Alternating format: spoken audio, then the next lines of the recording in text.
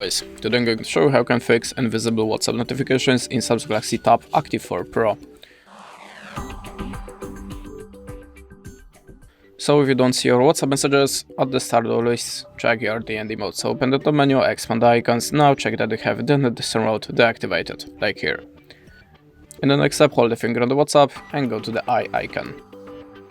Then let's start from notifications. Of course, check that you have this switcher activated with all of the notification types.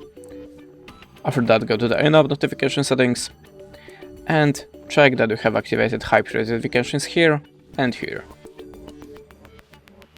In the next step, if you still don't have your alerts, let's go back in the app notifications and open the mobile data. Now turn on the allow background data usage.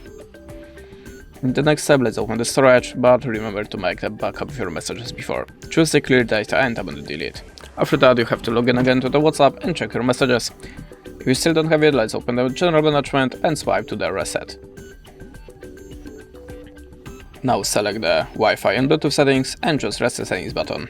After that, log again your WhatsApp and check that you're getting the messages. That's it. Thanks for watching and goodbye.